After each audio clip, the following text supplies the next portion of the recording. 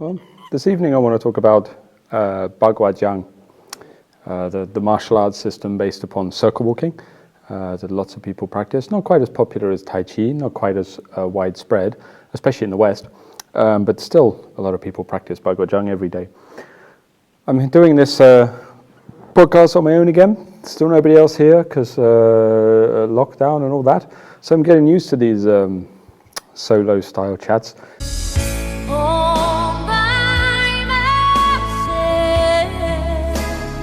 I feel a bit less crazy talking to myself now than I did a few weeks ago, but a few months ago even. But yeah, so getting used to this, sat here on my own. So, Baguazhang, the reason I want to talk about this is because, well, firstly, because it's one of the most requested subjects, actually. I get lots of messages come through, quite a few, probably 10, 15 or something now have asked specifically for Bagua. I mean, lots of people have messaged in, and there's a whole plethora of subjects, but Bagua keeps coming up, you know. And once there's enough of a pattern for people wanting to know about something, then I'll talk about it. And Baguazhang is one of those. The problem with talking about Baguazhang is that really, if I talk about it, if I talk about the principles involved in the practice of Bagua, then all of a sudden it becomes quite a controversial subject because every style has its own principles. Tai Chi has its principles, Shaolin has its principles, everything. Qigong has its principles, meditation has its principles, you know. And these principles have to be adhered to. But the problem is there's disagreement on what the principles actually are. And Baguazhang especially, I'm quite aware that the way that I practice Bagua maybe is a little different from how some other people do. So it's quite a controversial one. And the problem with talking about something that's controversial, even if it's something that's not important like Bagua, you know, I mean, really, it's not world politics, it's not curing starvation problems in certain parts of the world or racism in the West or, I don't know, any of these important things. No, it's Baguazhang, but still people will just get crazy, crazy angry. It's a funny one, isn't it? Like, if you disagree with something, to me the sensible thing is to go, okay, I disagree. Why does that person think this? Why does this person think this? And then you think about it, and then you come up with it. And maybe if you need to contact the person, you say, well, I disagree, and I want to know why you think this. Nope, that's not the way of the world. What happens is people just swear and shout and get really angry because, I don't know, people are angry, I guess. And I've noticed an increase in anger during the COVID situation. People are so cross. Like the level of rage involved in people's online interactions, not just with me, with each other, is crazy. And I think that's sad, isn't it? Is that what the world's come to, that we have to vent? Is this what we do to survive a difficult situation? We vent and we abuse people on the internet? I guess it is. It's a crazy thing. So I'm expecting some rage. I'm expecting some venting over my ideas on Bagua, especially because some people seem to think it's the most important thing in the world to be right. That being said, in Bagua, I want to outline some of the key principles to me, and what I'll do is I'll choose some of the ones that I think highlight how the style functions. So if you're not familiar with Bagua, what it is it's an internal martial art in the same category as Tai Chi or something like that, that you walk in a circle, performing a series of things called palm changes. So Bagua doesn't even really have a form as such. It does because you can do the 8 palm changes. There's 8 of them. You can do them in sequence if you want to, and that kind of makes a form. But actually, it doesn't have a form as such. What it has is 8 different ways of changing direction whilst walking a circle, you know. So you tend to learn them in order: single palm change, the double palm change, and so on and so on. And you tend to do them in sequence, but you don't have to. Some of the later styles of Bagua are additions to the system. They added forms, and you do get flowing forms like Tai Chi. But most of the time, classical Bagua should be 8 palm changes done whilst walking in a circle, you know, with your hands out towards the center of the circle. It's a very strange martial art. Some people say it's the most Taoist of the arts. I guess it is because it incorporates I Ching theory, I Ching like classic of change, trigrams and hexagrams and so on and so on. But whether it came from Taoists or whether it didn't, who knows? It doesn't really matter with these arts, but it definitely uses a lot of their philosophy behind what they're doing. It's a strange art because it sits very much on the bridge between Neigong, and I don't mean Neigong as in martial arts, I mean Neigong as in spiritual development, energetic development, internal development. Sits at the bridge between that and martial arts. You could argue that any internal martial art does, but Bagua especially has a synthesis of these two parts coming together. So it has a lot of components to it within its circle walking practice that are pure Neigong, that don't actually have a martial function.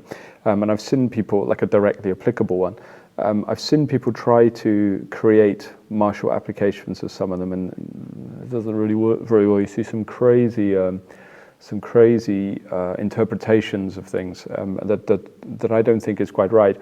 But again, it's only my opinion, and I understand that other people have a different take on it, and that's okay, because I'm a rational human being, and I can listen to alternate opinions. So, sorry, drinking rather cold, gross tea. The key thing with Bagua then, the main thing I want to highlight, the first principle that I think is really important to understand in Baguazhang is it is not the same as Tai Chi. It doesn't function in the same way. It doesn't mean they don't have shared qualities. They do. They have shared qualities. They're both based upon relaxation and lengthening of the tissues, an internal stretch, and the dantian is a component to it, and many of the things are the same. Song and Ting people talk about in Tai Chi, which is release and listening. This is the same, or mental absorption into the body, really. This is all the same in Baguazhang. There are certain shared qualities that are there. That is true, and this is why they get categorized together, considered sort of one family of arts, if you like. On top of that, there's definitely been some sharing between some of the styles as well. So there's some crossovers a little bit, and you can see especially in some of the more intermediate forms in some of the Tai Chi systems, they've incorporated some Bagua principles and the other way around. So there's been some sharing, so they're kind of mixed. But that being said, there are some principles that are very, very different. So sometimes you'll see people say, oh, Bagua is just Tai Chi in circles, walking in circles. It's not the case, actually. No, it works quite differently. There's some different mechanics, mainly because it's based around a different martial strategy. But even if you take away that, it still has some differences based upon its sort of energetic development and what it does with the inside of the body as well. If someone were to do pure Tai Chi, or like on its own, or pure Bagua on its own, just on their own, you would have distinct differences in the way that the body is organized, the power is organized, and so on and so on. But a lot of people do the two together, so there tends to be a crossover a little bit. So it is a different system, and it has some very clear principles in it. And the first one I want to make clear, in my opinion, in Bagua, is you do not twist the spine in Bagua. And I'm aware that that's probably going to be the one that contradicts the majority of how many people practice, because obviously if you've ever seen Bagua, it's turned, the body is twisted, And I'll see time and time again writing where people say, oh, turn your spine, twist your spine. So the whole spine is being worked during Bagua. They say Bagua is a spinal exercise. It's true that there is a spinal exercise in Bagua going on, but actually the spine does not twist. You don't twist the spine. So it's not like I have the spine and then I turn it like a cloth to twist my body. For several reasons. The first one is martial. If I were to look at the strategy of Bagua, with the exception maybe of Yin style, but a lot of the others, Yin style has grappling, of course, but it has a lot of striking as well.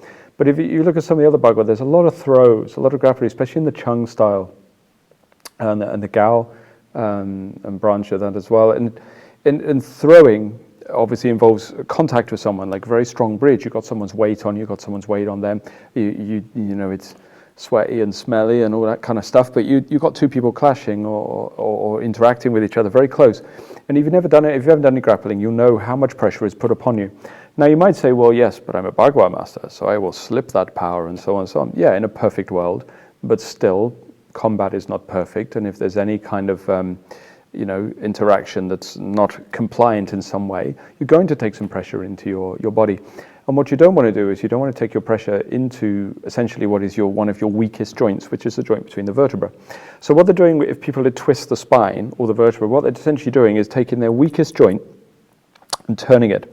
And then what happens is then they're making contact with someone, or they're trying to build power from that weak point. Now, if you've ever done any kind of combative work and power has gone into your body, or you've done any fighting, you'll know that what will happen is that power goes to the weakest place. That's what happens. If you watch when you grapple, like people will go and the hips will fold if the weight's coming onto them or something like that, because the power will go to the weakest joint. It will go to the thing that folds. And what happens is if your spine is twisted, that power goes to your spine. And you know what will happen is then your stability in the spine is not there. But in more extreme cases, you actually damage your back, because do you really want to twist those vertebrae right there in the middle of your back and then take all that pressure into your body? I don't think so. The spine should always be stabilized by the muscles either side of it, and the structuring of the Ming-Men region, the lower back region, and the way that we shape the tissues in the internal arts. And what these do is they support the spine so that it doesn't receive any force. And every time you twist your spine, you're actually putting power into that weak spot. So that doesn't mean you shouldn't turn your spine. Like, definitely not. It's okay to twist the spine as an exercise, but not in a martial art. It's not wise. So do I mean that you don't twist the body? No, definitely not. The body does twist in Bagua, but there's a slightly different way of doing it, and this is where I think some people make a mistake. Is you don't make the spine the thing that twists. What you do in Bagua is you have the spine is like a column. All right, it's a curvy column, but it's a column. And then what you have is coming off of the spine is the rib cage and then the pelvis on the bottom, right? And what you do is the spine is stabilized. I don't know if I can show you this with my hands, this unhelpful sign language. And what I have is the spine here. So the spine is on the back and the rib cage and the pelvis come above, and you turn the rib cage above the pelvis with the spine as the pivot. So what it means is that the torso will actually twist and rearrange itself from the focal point of the spine. What would you call that? From the anchor of the spine or something like that?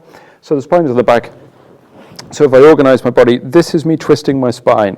So what happens if I twist my spine right now is the spine is the center of my twist. Whereas if I come forward a little bit and I turn the soft tissues on the front of the body, like forward from the spine becomes the point of reference, but it's not the thing that twists. Okay, the body, the torso is distorted, not the spine. The result of this is the spine will turn a little bit, but not very much. And it's only just enough to give your freedom for your ribs and your pelvis to rearrange themselves, and your diaphragm, which is a major component of that twist. But your vertebrae are not turned very much. It means that the muscles either side of the spine can still stabilize your spine. You see this a lot in the sort of more wushu athletic versions of Bagua. They'll want to almost turn their body around to the back sometimes, especially on some of the sort of Taoist mountain versions, that they really want to twist the body to the back. It's too much, and the spine is destabilized. Any fighter will tell you that you don't want to receive pressure into a twisted spine. So that's the first one. Second reason we don't twist the spine is essentially because of the way that the power moves in Bagua. So sometimes people think the power comes through the spine. It doesn't, not at all. Not in the case of Jin. So Jin, the special kind of power that's released in Bagua, comes through the inside of the torso. So Jin is a controversial subject, isn't it? Jin, if you don't know, to me means the expression of power from the inside. That's what it is. But that expression of power from the inside can be muscular, like just striking something with percussive power, like an external martial art, so that has Jin. But there is a different kind of Jin that's used in the internal arts. The big challenge in any martial art is how do you get the power, especially in Asian martial arts, how do you get the power from the foot to the hand? That's the challenge. How do you do that? Because they generally try to drive their power from the floor. So you've got different ways of doing it. You've got the external mechanic, which is basically that I'm generalizing, but generally you drive your rear foot usually into the ground. And what happens is, because I push the power down, essentially through the hinges of the body and through the muscular system, the body will send a force the other way. So then when I use my hinges and a turning of the body, almost like a centrifugal power that pushes up through my legs out to create a percussive strike. So we could say that in this way that the power travels through the joints, through the muscles, through the bones. This would be what they call an external way of delivering power. It's very efficient. I mean, to be honest, if you're purely interested in fighting, which is a strange pursuit in my opinion, but if you're purely interested in fighting, then that's the most sensible way to deliver power, because it's efficient, it's quick, and it's very easy to build power that way.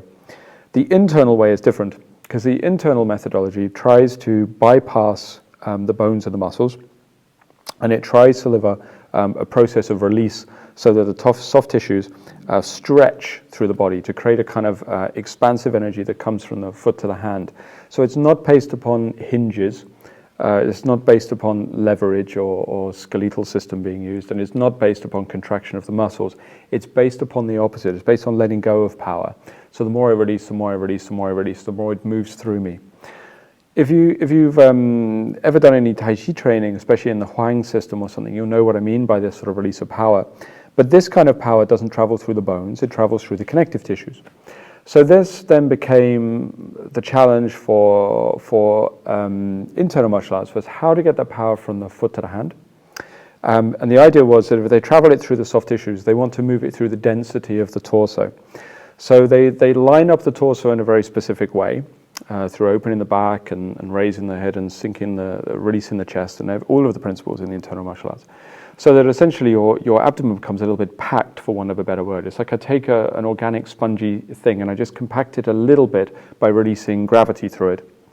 This densens it a little bit, so everything is connected. And this means I can then release a wave through that structure. So then the wave is released through the inside of the torso, and it moves from the hands to the feet. Sorry, other way around. It moves from the feet to the hands. I was supposed to say hands to the feet if you're receiving force, but generally from the feet to the hands. Now, for the force to move that way, it doesn't move through the back, not in Bagua. It doesn't move through the spine, not in Bagua. It moves to the inside of the torso. So the compression of the torso and the twisting of the torso, which is around a stabilized spine, is what lines everything up so that power can come through. And you can already see, if you watch people do Bagua, I mean, there's only one kind of power, one kind of force. You know, like I say, there's other ways to do it. But if you watch people practice Bagua, you can always tell, are they doing it internally or externally, by the way that they are lining up and stabilizing the spine. If they're twisting the spine, you know that actually the power is going the wrong way. It's emphasized on the back, so they're going to have to use leverage to send that power through.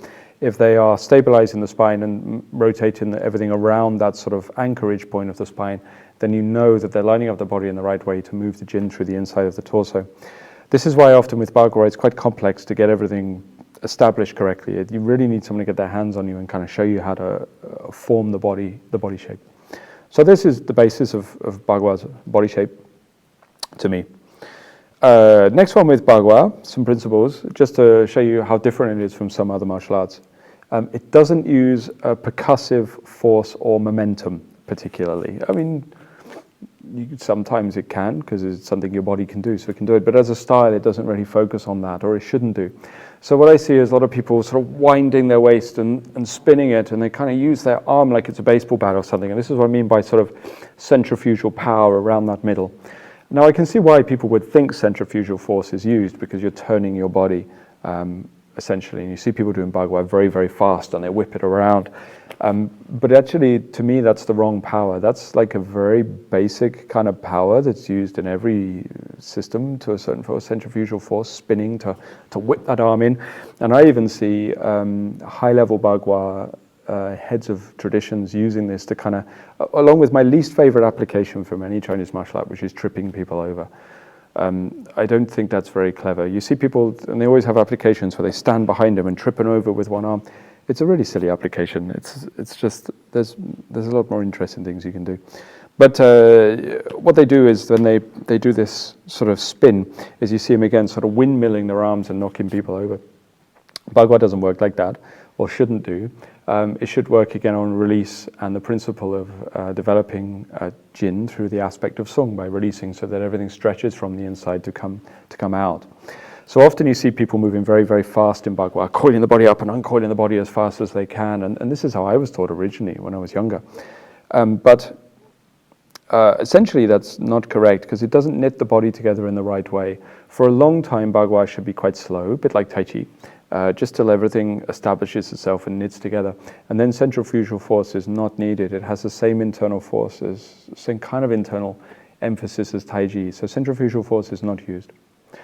The next one for Bagua. Bagua does not root. This is another thing that confuses people. And by root, I don't mean like sinking a root or anything. I mean like by bracing or taking that force. So your legs are immovable, your body is immovable. Bagua doesn't work that way. You could argue that almost every martial art does root to a certain extent, especially if it uses a front stance, like a bow stance or something like this, where the front leg is bent and the back leg is straight or straighter. So a lot of Shaolin uses that, and most martial arts, so that when they hit something, there's a certain degree of stability behind the point of contact, so that your structure has some ability to withstand pressure and take it. But Bagua doesn't use that. And this is why Bagua is so difficult. Bagua is known as like one of the most complicated arts.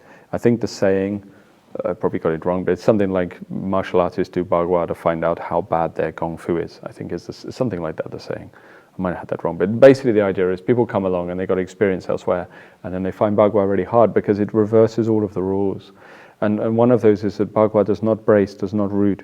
So if you look at the circle walking, when people are walking around, I see people trying to root on every step, root on every step. They shouldn't root on every step, they should release on every step. It's the opposite principle. There's a concept in Tai Chi that's quite akin to this, quite similar, where they say that beginners have 2 legs, intermediate has 1 leg, advanced have no legs, which is obviously not literal. We don't remove your legs as you train. But what it means is when you start, your power is in 2 legs. And then gradually what happens is you get better and intermediate, you move on to 1 leg. So what I mean by this is you still have a stance, but your power is only being sent up and down through 1 leg. And normally it's the front leg in Tai Chi. And if you can do this, your power moving up and down mostly through the front leg, you're at a very advanced stage of Tai Chi. That's pretty good. Especially this is especially true of the Yang and Wu styles. It means your back leg is not used. So even when receiving force, your back leg is not taking that force through to the ground. So you're not bracing, you're not rooting. It means you have to use something else. You have to be able to nullify their power at the point of contact so that it doesn't enter the body. Then the advanced practitioner doesn't use any legs. They are legless, which doesn't mean drunk like it does in England, but legless means you don't use any of the power through the legs. It's not used. And that might sound weird to someone who studies natural body mechanics or something. And I remember when I first heard it, I thought it was strange. But once you train a bit deeper and you go there, you understand, the legs don't need to be used. There's no need to brace. The force doesn't come in because I don't let the force land on me. And this is one of the key qualities the internal martial arts of Tai Chi like develop at a higher stage. Not many people manage no legs. It's quite hard. It's a lot of years development, and you have to train in a very specific way, and not many people get there, to be perfectly honest. But in Bagua, it's even harder because they start there. They don't even start with 2 legs. They don't even start with 1 leg. It's like Tai Chi has a systematic step of stages to get to this advanced stage where the power is not traveling through the legs. Bagua just doesn't bother. It starts there. It starts at no legs. So that when you're walking around in the circle, the legs aren't delivering the power, the legs aren't receiving power. But it also means you don't dodge either. This is the other thing. So what people think is, okay, Bagua doesn't root. That's because it dodges. It uses subterfuge footwork. It's not true either, actually.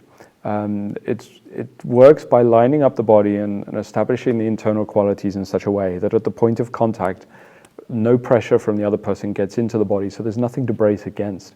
So the invisibility of Bagua that you sometimes hear spoken about or written about is not invisible because you can disappear and reappear behind someone or something like this, like I've seen written as well.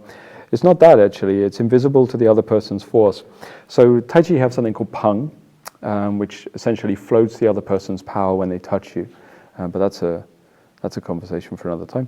But Bagua has something very, very similar. It's almost Peng, but it's developed in a different way. But in the same way, when someone touches you, their power doesn't enter the body. It's like it's dispersed over the structure and doesn't enter into your form. Well, this is what you're trying to achieve, so that there's no need for it to go through your body to the ground or whatever. So you don't brace, you don't root. So this creates a very agile sort of ability to move freely on contact with someone. Because if you've ever done, again, grappling or something, you'll know that if you wrestle with someone and they're putting force on you, you can move your feet, but of course you've got to move them very cleverly because the power is coming into your body. Bagua tries to avoid that principle.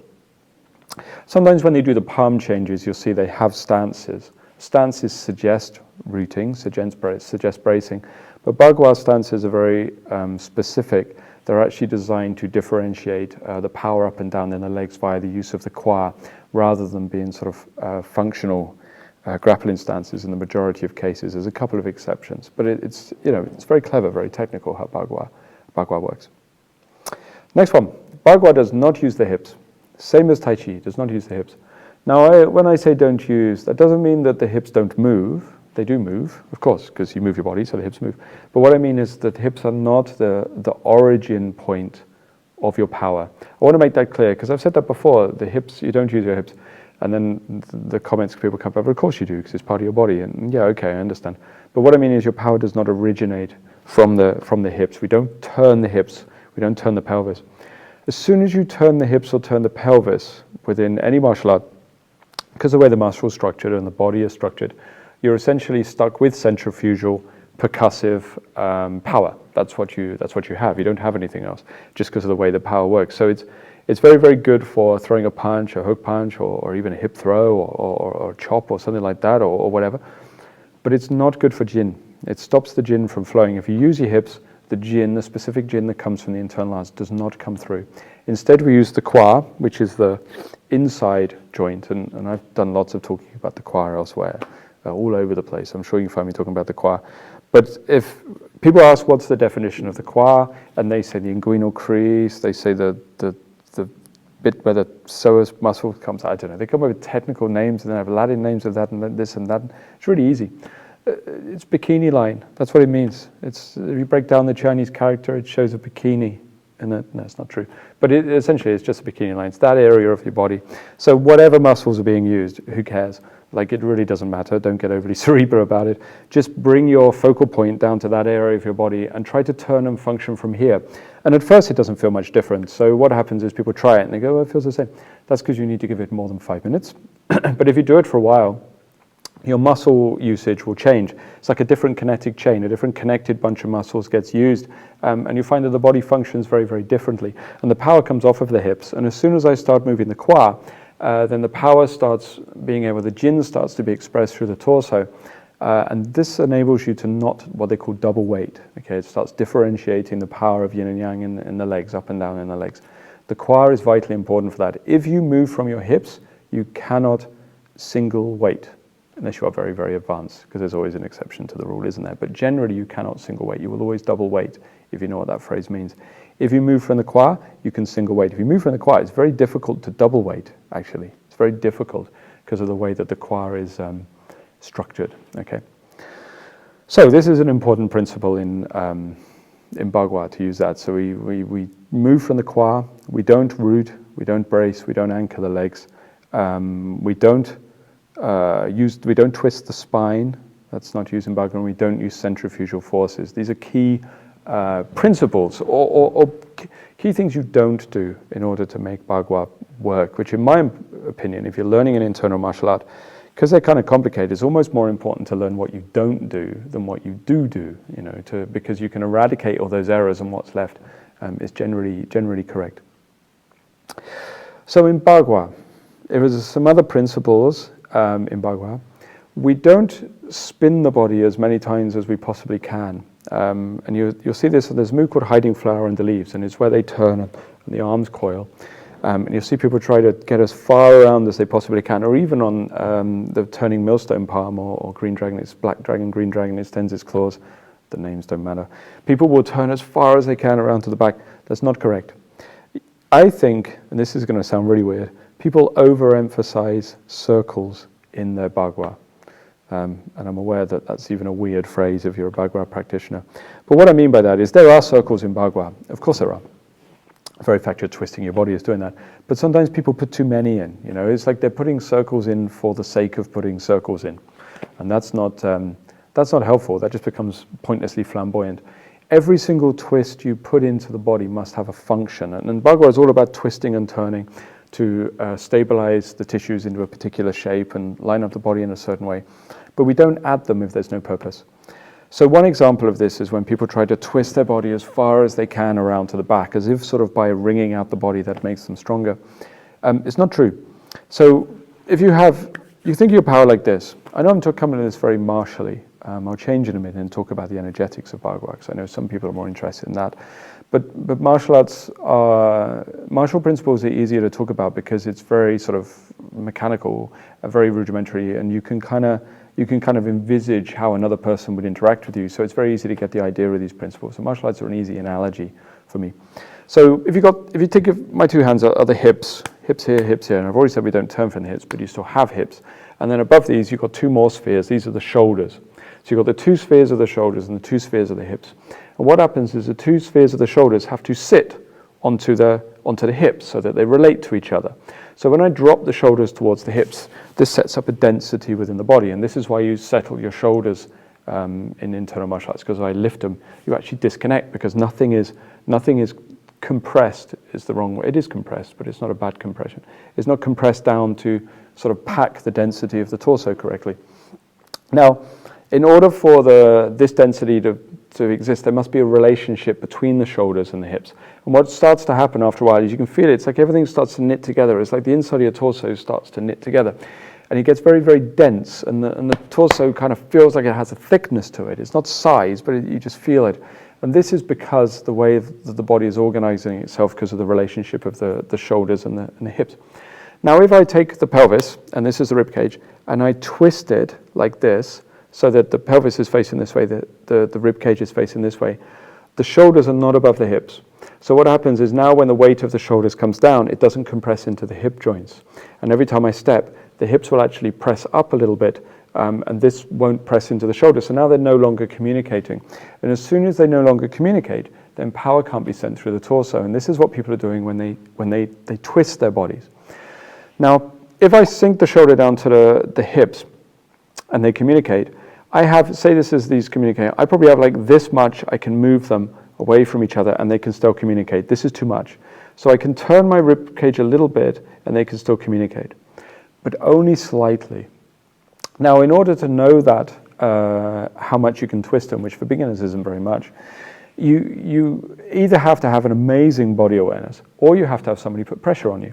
And then they will know, they'll show you. And what you need is someone to push on the arm and you'll see how your power sort of kicks back into the hip and sort of knocks you over because it's going the wrong way. So what you do in Bagua is you twist ever so subtly at first, ever such a tiny twist, so that the two knit together. And then only when they're knitted together, you sort of take it a bit further and then knit them together, and then a bit further and knit them together, and a bit further and knit them together. So it's very gradually done. So the twist is increased and increased and increased for the body. But even then, there's a point you can't go past. Because if you go too far, if it turns into like flexibility and mobility instead of connection and twist, then the power disappears. And I think, and again, only my opinions from my experiences of practicing and also partnering up with people of other styles and things, is that often they lose the power and they lose that connection because they haven't understood that principle. They're just trying to get as sort of flexible as they can, which they shouldn't do. They shouldn't do. So a last principle that I think is important as well is you don't walk low. Don't walk low. I see this so many times, and you see it I've even seen books by what I would consider very logical people then encouraging people to walk very, very low, which I think is incorrect. So they talk about stepping very low to the ground. So I've even seen writings say you're butt level with the knee. So your thigh is horizontal. I mean, that's pretty low. People circumwalk like this, and there's legends of them walking under a table, with a table above their head and stuff like that, which would be an odd table. What's that, like a standing table in a bar? I'm not sure, but so these kind of things, and don't do it. It's a really bad idea. The argument is, they say it's for strengthening the legs. Well, that's true. It will strengthen your legs, but it'll also wreck your knees. It'll trash them. And some people say, no, my knees are okay because I build all this power around it. Yeah, maybe, but you're not the majority of people. And also that kind of strengthening that builds on the legs is a little bit stagnant anyway. It's not kind of what we want for the internal arts. It's more of an external arts principle. Now, I'm never against people strengthening their legs. Perfect. Strong legs are healthy legs. But do it some other way. Do it conventional leg strengthening way. Why spend all that time walking around in a circle really low? Just go to a gym. Do some leg things. Do some squats. I don't know. Go for a walk up a hill. Go for a hike. Ride a bike. Something on the wrong gear. That'll get your legs strong or something like that. Not low circle walking. It will trash the joints and trash the knees. There are exceptions because some people are outliers, and what happens is those outliers go, it won't trash your knees, it will trash your knees. And then they say, it won't trash your knees if you do it technically correct. It will still trash your knees. Like, I shouldn't tell tales. I won't tell tales. I'll tell one tale. Should I tell tales? I'll tell one tale. Okay. I went to one Bagua school, which was actually the lineage head, like, I won't say what style it was, but it was a lineage holder's school, and it's like the top of the tradition. And I went there and I paid a lot of money for the classes. And I had to walk very, very low. Now my legs are quite strong and my knees are okay and I'm very flexible, so I could do it. I could walk very low to the ground. I felt a bit of a plonker, to be perfectly honest, walking like that. But I walked around like so, and afterwards I said to them, how do you, because there's very little instruction, it's just walk low. How do you do this to avoid hurting the knees? Is it, you have a specific alignment or something? And the head of the tradition actually rolled out the trousers, and then they had scars under the knees from the operations they'd had. I don't know what they'd had done, like reattached a patella tendon. I don't know what they'd done, but they'd had loads of scars. And then the senior students lifted up their trousers, and they also had scars on the knees. And it became like a sort of badge of honor, the the amount of operations they'd had on their knees, which to me suggests that they're doing something wrong for their knees. So you shouldn't walk low. Walking low will build an external kind of power, but internal force is not based upon this. Now, it always gets me in hot water, this kind of thing, because people get very precious about martial arts, is you shouldn't walk low in Bagua. You should walk quite high, quite comfortable, quite natural, to let the power through. But I want to reiterate, I am not saying that you don't need strong legs. I just don't believe that walking low to the ground is the best way to build that leg strength. Go build it somewhere else and then walk in a sensible fashion. So don't walk low to the ground. I think it's a bad idea. So Bagua, essentially based on all these kind of principles. Oh, let's do one more key principle of Baguazhang. We don't use the lower dantian in Baguazhang in the same way that we do in Tai Chi. It's not like filling it through density or anything like this. Bagua does talk about the dantian because it's an internal martial art. They discuss it in the same way. But actually the dantian turns from higher up. The body in Baguazhang turns from higher up. It turns from around the region of the diaphragm, essentially, the solar plexus diaphragm height. So what happens in Tai Chi is the lower dantian moves, and that leads the Kwa, as you make your shapes in majority systems. And in Bagua, it's actually the diaphragm that leads and turns and twists. So what I do is I take conscious control by soaking the mind into the diaphragm, and the diaphragm region, solar plexus, twists and rearranges my body. And that central point aligns everything up behind it, and it creates a very, very different power. And I've seen people mistakenly not knowing this and trying to use the lower dantian to make the shapes, but essentially that's like Tai Chi. That's like a beginner's Tai Chi. It's not how Bagua works. In Tai Chi, later stages, they actually move up. The lower dantian is not used so much. The diaphragm, solar plexus region gets used more. And again, Bagua starts from that point, or should do. It's almost like Bagua just doesn't have the foundation work that Tai Chi does. It's lacking something almost. It's almost lacking the introductory level work. You go straight to the advanced level work. The advantage of that is it's very interesting. If you like a challenge, very complex way of using your body. The disadvantage of it is that if people haven't done the foundation work, it can be quite difficult. And also people have misunderstood it. And when people misunderstand this, they'll overlay things they already know into Bagua to sort of fill in the blanks, and they create something that's not really Bagua anymore because those principles have kind of disappeared. So those are the only body ones I'll focus on. Those are some key bodywork principles. I apologize and if that's a bit jargony or whatever. I'm aware that this episode is probably only relevant to people who do Bagua, perhaps, but I was asked for it, so here we go.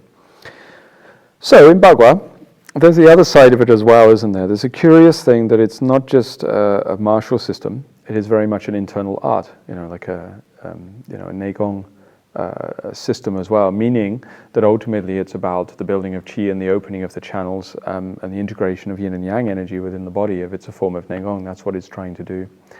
And it's funny that people will talk about Neigong, and then they talk about, people talk about Neigong, and then they talk about martial art, but they don't really talk about martial arts, do they? What they actually talk about is martial. You very rarely hear anyone emphasize the art. So always what you get is people go, how do we make our martial arts more martial? How do we put the martial back into martial arts? You never hear anyone say, how do I put the art back into martial art? Like, no one ever says that, because the assumption is that martial arts are always artistic. I don't think they are how a lot of people are doing it. Because art to me, maybe my definition's wrong, maybe my definition's out, but art to me is a form of expression, artistic expression from the inside to the outside, to express the being in what you're doing. And a lot of people are so technical, sometimes technically incorrect, sometimes technically correct, but the art is gone, the expression is gone a little bit. So that must always also be there. And Bagua very much is quite an expressive art. That's a digression, I apologize. But the Neigong component in Bagua is very important as well, very, very important. So Bagua really has two aspects to it. We can call the Shantian and the Hotian aspect, or the pre-heaven, post-heaven. Sometimes say prenatal, postnatal, but the kind of before and after birth, or before and after heaven stages of training. The pre-heaven, the Shantian, essentially most of the Neigong is there. So most of the energetic work, most of the channel opening work is there. The post-heaven, the Hotian, which is the palm changes, there's actually not much Neigong there, not really. It's mostly about body development as anything else. So the Shantian, the pre-heaven, contains most of the Neigong. Now, it's not as clear-cut as that, but in the forms, or the bodywork, you have two sorts, generally in Bagua. You have static palms that are held while someone's walking a circle, because it's Bagua, meaning 8 palms. There's normally 8 of them, but some styles have more. So you walk in a circle holding the 8 postures. This is where most of the Neigong is in Baguazhang. This is the Shantian. The Hotian, the postnatal, is the palm changes, the single palm change, the double palm changes, the short sequences. Most of the energetics are contained in the static palm walking. Doesn't mean they're not in the other thing too, but you learn them in the static palm walking, and that transfers over into the palm changes. So you don't really have to worry about it in the palm change, you do it in the static palms.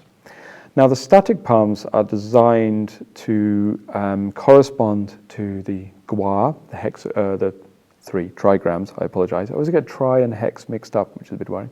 The trigrams, which are 8 symbols from the I Ching that represent the interchanges of yin and yang.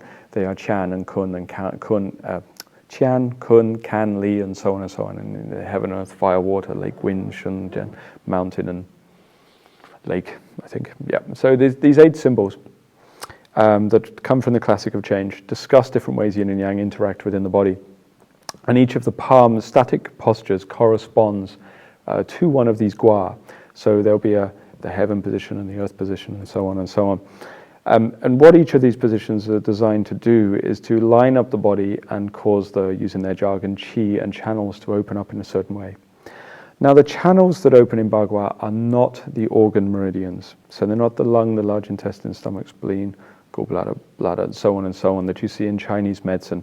I want to make that really clear that I don't believe that's the case, because there's too many books that say you do this to open the heart channel, and this is to open the lung channel, and you twist your body, so you twist the bladder and the stomach channel. Not how it works. Definitely not. The channels that they're talking about are more body zones and regions, and more to do with something about how we twist the tissues to conduct the power through. If you hold your arm like this, it's not going to open the heart channel. It's not really what it's about. It's about something much, much deeper. That's an overlay of Chinese medicine theory into Bagua. That's not quite correct. When the positions are used in Bagua, the static positions, what they do is they bring energy into the body. I know that's a really crass term, but essentially that's true. Now, yin energy essentially is formed essentially of like a field. It's the organizing energy. They say yin is the energy of form. So what happens is a kind of magnetism builds inside the body. And a lot of people will feel this quite early. It's because you feel like you're being pushed or pulled in and out of the center of the circle, or something is getting dense, or something is going up or down. These kind of physical experiences of weight change and pressure change is a kind of magnetism that builds inside the body. Some people don't believe in this, but which I understand. Why would you? I mean, why would you not, actually? I mean, to be perfectly honest, I guess I was always neutral on it. When I was told it before I'd experienced it, I didn't have a belief either way. I didn't really care. You know, I was like, all right, that's what I got to do. Some people are very, very fixed, and they don't, you know, they need evidence or something. I guess that wasn't really me, but I'm not sure. I wouldn't even say I kept an open mind. I kept an irrelevant mind. I didn't care, you know, I was just doing the art.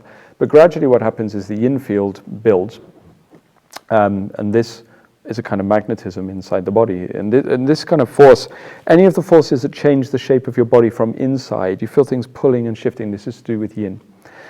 Yang energy is essentially a form of almost like electrical energy. It feels like that. So it flows in lines. You feel it move through the nervous system.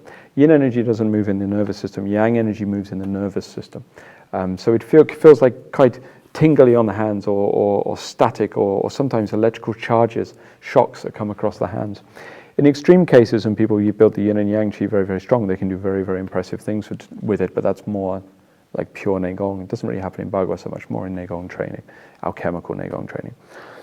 But these two forces are built from the two key positions. Now, if you look at the yin position, normally the hands are down. Sometimes you see it pressing down towards the ground, but the system I use is pressing towards just above the lower dantian, because this is a very strong place for building the yin field, because a sphere of qi will build in this area.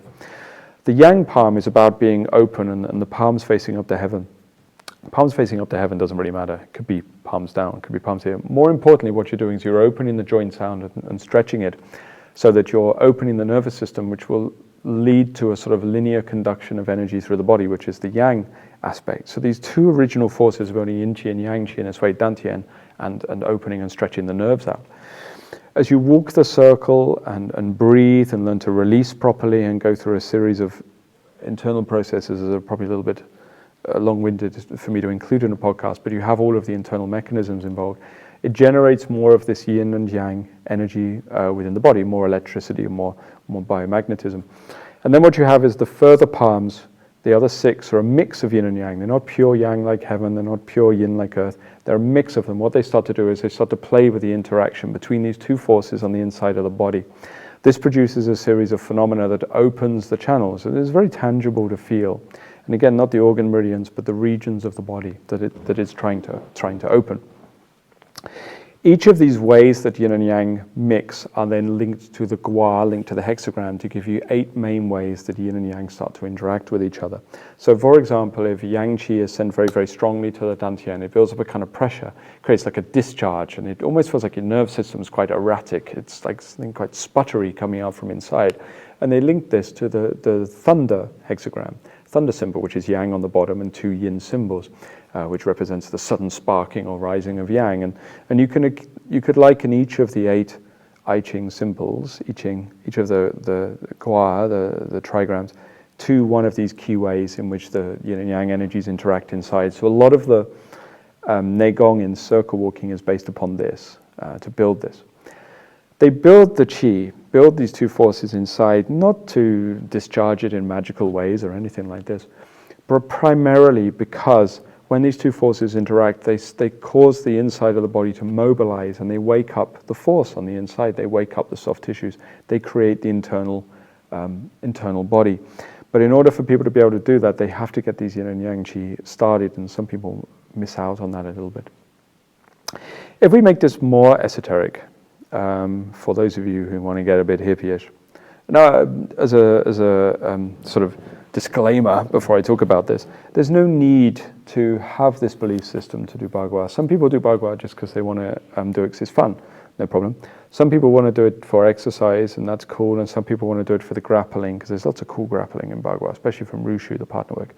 But some people want to study the more esoteric side of it, and I don't think there's anything wrong with that. I think that's cool. I don't think people should dismiss the people who are interested in the esoteric stuff. I think it's a valid study, and Bagua very much leads to that. But at the same time, you don't have to study Bagua on this level. It's not needed. So Bagua theory at this stage with the circle walking is linked to the theory of the I Ching, linked to the theory of change. Now, when people study the I Ching, the classic of change, what you encounter is a book full of 64 hexagrams, 64 sacred symbols that have commentary on them. And what they do is largely used for divination, is the idea. Now, divination already sounds a bit out there, sounds a little bit crazy, and fair enough. I'm not here to convince anyone of any belief system. But I think that sometimes maybe people have looked at the idea of divination wrong, because divination suggests telling the future, telling people's fortunes. But that's not what the I Ching is about for me. The I Ching is more about insight to the current nature of change in any given moment. So to understand the I Ching a little bit, if we look at that, we can understand that to the Taoists, or to the people who developed the I Ching, maybe they didn't call themselves Taoists at this stage, but this is what they evolved into. Their view was that nothing actually happened randomly. Everything happened according to the rule of causation. So even though something might appear random, actually it's just a causation chain that's too complex for you to see. Luck is a causation chain that's too complex for you to see. Chaos is a causation chain that's too complex for you to see, and often it appears chaotic, or it appears lucky, or it appears random, because actually you don't have any insight to how you have set up the causes that lead to that moment. That's essentially what we're talking about. So if we want to understand on a really simple level, say you went around your day completely unaware of what you said and what you did and what you thought and how you acted, and you walked into lampposts and you bumped into people and you offended them accidentally without any idea you were doing it, just because you're a blunt idiot who doesn't know what they're saying. Sounds a bit like me, actually. If you were completely unaware of all of those things, what would happen is you would set up a series of causations around you. People would get annoyed, people would see you as clumsy, get out of the way, make you nervous. Like, all of these causations would be taking place and you wouldn't be aware. And then what would happen is people react to you in a certain way, and their reactions, the things that happen around you, would all of a sudden appear random. Why is that happening? Why are people talking about? And it's because you're unaware of your things that you're putting out. Now, that's an obvious example, right? It sounds a bit basic. But then the more aware you become of your actions, the less this sort of random, unlucky or lucky chaos you cause around you. So you develop more insight. And you'll see this in traditions that place an importance on mindfulness. This is what one of what they're trying to do, is become more aware of what they're doing, more aware of the causations you're establishing for yourself, so that more luck and fate and randomness and chaos starts to disappear for you, and things start to appear more ordered, because you understand how you are the center of the causations around you. Doesn't mean that you're not affected by causation that's come from elsewhere, but a large percentage of your causation is taken care of because you're suddenly more aware, you're more mindful. Now, the I Ching is a way of enabling you to develop that awareness of the causation within a present moment using a ritualized practice. So the earliest ways divinators would do this in ancient China, I believe, would be to throw bones into a fire, chicken bones or, I don't know, something, dinosaur bones, probably not dinosaur bones, but you know what I mean. They throw something in a fire, and they would look at the way it split, the cracks, because obviously they crack when they get hot and it looks random, but it's not random. It's a causation that's taking place that they would then read. Now, this is where it gets a little bit esoteric, a bit woo-woo for many people. The idea is that at any given moment, within a section of time, there is an interaction taking place between heaven and earth, between yin and yang. And everything is to do with the way yin and yang interact with each other. And we are sat between those two places. Now, the yin and yang of us is between essentially our higher consciousness and our lower purpose, or our body and our mind. It's between ourselves and the world around us. It's also between our body and the way it interacts with the cosmos in the case of astrology, or the way that our body interacts with the world in the case of feng shui, or our mind interacts with the world in case of feng shui. So we have all these interactions taking place, and all of these become a form of qi, a form of energy. And I don't mean like a magical liquid energy that can be shot out your fingertips or something. I mean just a transformation that's taking place according to these causations that surround us. Now, according to I Ching theory, there were 64 main ways that this yin and yang could interact with each other, which sounds very odd, I know. It's very mathematically organized. And it's this kind of thing that always makes me laugh when people say spirituality is very vague, there's no definition, Chinese arts are very non-specific. Well, actually, I mean, if you're going to say the Chinese arts are very non-specific, you've got to then try and figure out, well, how come the Chinese then had 64 very, very specific ways that yin and yang could interact at any one given moment to generate the qi, the energy of an unfolding outcome? I would say that a nation, a culture that listed things that sort of exactly in 64 ways probably weren't into the woolly or the vague. They were very, very specific about what they were doing. So, when are we talking about that? Yes. Because the idea was if somebody could put themselves into a ritualistic mindset, okay, which is essentially to absorb yourself into a process to such an extent that the outside world would fade away, the mind would fade away, just kind of like repeating a mantra or counting something or repeating a word or focusing on something till everything else fades away. A ritual is another way of doing this. It's like a way you can use samadhi, mental absorption and concentration to access the correct state so that you are absorbed into the randomness, the chaos that's taking place at that moment. This is why they use yarrow stalks. If you've ever used yarrow stalks within the I Ching, what they do is they cast the stalks, and they have a very complicated, it is complicated when you don't know it. Once you get used to it, it's easy. Casting the yarrow stalks to create a 6-line hexagram. Now people think it's a kind of, don't use the coins, by the way. The coins don't have the same kind of ritualistic energy to them. If you use the coins for the I Ching, I would suggest throwing them away and learn the yarrow stalks. And sometimes people say, well, they're both as good as each other. Actually, the ritualistic aspect of the yarrow stalks is much better. It's a lot more involved, and you're more likely to enter the right mind state with the yarrow stalks. Don't use the online hexagram generators. There's an app I think people have on their phone where they go hexagram of the day. Don't do that. You need the ritual. Because the idea is when everything else fades away, you're absorbed into that moment, and then you can access the randomness that takes place. So the result of the way that the I Ching creates a reading, the result of the way that the yarrow stalks show you a hexagram is they show you how yin and yang is interacting at that particular moment. So that's not divination. That's not future telling. That's not actually saying you're going to meet a tall, dark, handsome stranger and have 4 kids and a Lamborghini. It's not that kind of thing. It's more that it shows you how yin and yang are interacting at that moment, which shows you the causations that are taking place right now. Now that causation can be to do with what you're doing, or it can be to do with other people, or whatever, but it gives you an insight to causations. And then what happens is you practice long enough with I Ching, and you become au fait, you become comfortable with the way yin and yang can interact, and you have a conceptual model to understand it, and it develops a higher degree of causation understanding. And this is largely what the I Ching does. So if you wanted to break down in a very simplest term, what does the I Ching do? It's to build wisdom. That's it. It's to build wisdom. It's to help you become wise. It's not to help you become intelligent, because intelligence is largely, to me, the memorization of information, to be clever, to recall things. Wisdom is not the same. Wisdom can be with intelligence, it can be separate from intelligence, and wisdom to me is to understand the unfolding of something, to see the bigger picture of the cause and effect of how something has taken place, based upon your experience, yes, but also based upon an insight into the way that causation happens. Or this is how wisdom is viewed within the Eastern arts. So in my opinion, this is how they discuss it. So the I Ching is a wisdom builder. So you have this little method to do it with the yarrow stalks. And if you practice it for a long time, it's amazing that even if you don't focus why, like I've seen people try to mathematically work out the secret of the I Ching. There's so many books on that. Well, yeah, you get this reading because 2 to the power of 6 combined with 64 times 128 will mean statistically this is more likely. Forget all that. As soon as you start to analyze the tool, it breaks down. It's kind of like if you become a filmmaker. I know some of my friends who are filmmakers. You can't watch a film with them. You sit down and you watch a movie and you're like, whoa, look at that special effect. And they're like, well, yeah, but the lighting's done like this and the green screen and maybe the timing was... and they've analyzed it to the point where there's no joy involved in it anymore. They've dissected the movie to the point that the movie is no longer watchable.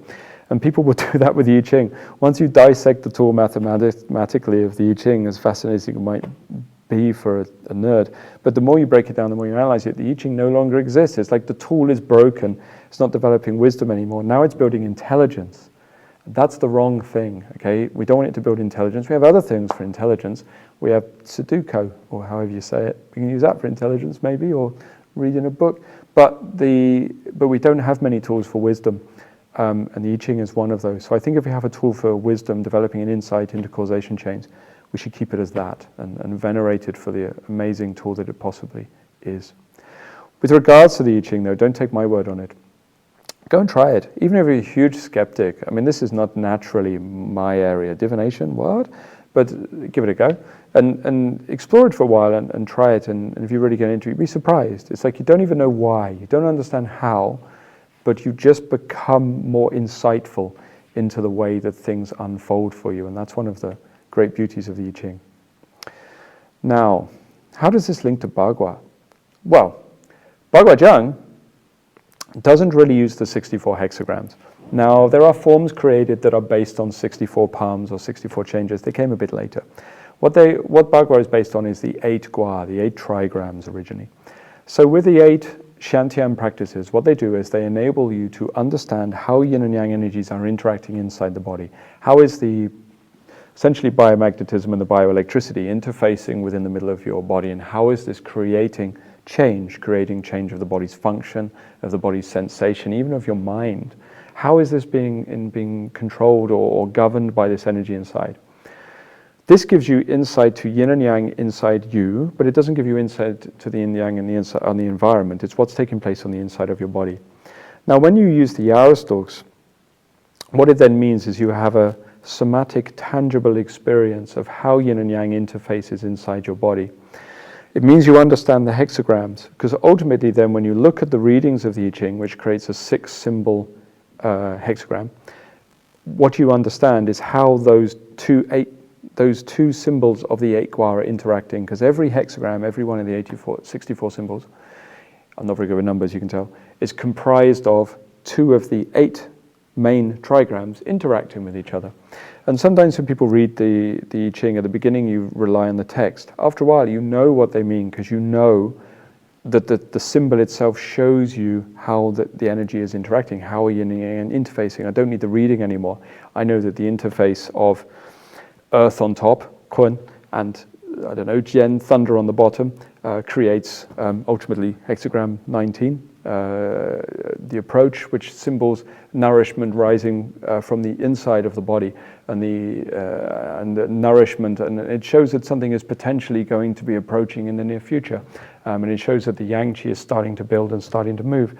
Now I will understand that from the symbol itself, but partially I also know that experientially from the inside of my body, because I've done enough of the 8 walking practices of Shantian to actually have experienced that energy moving on inside of the body. I know that when that thunder energy moves, which means the yang qi essentially is rising up in the nervous system, then it's going to lead to excitement of the mind, excitement of the body. My nervous system is moving into fight or flight, but it's moving under the action of control, because I'm not panicking myself. I'm just generating that movement inside while staying calm, because I'm doing a mindful practice. So what it leads to is the generation of activity and a new idea, and so it's quite inspiring. It's a driving energy on the inside. When I know that on the inside of me, it's very easy to understand how this could be applied to divination, because I know that energy is arising at the current moment in the environment. Everything that's inside me is also on the outside.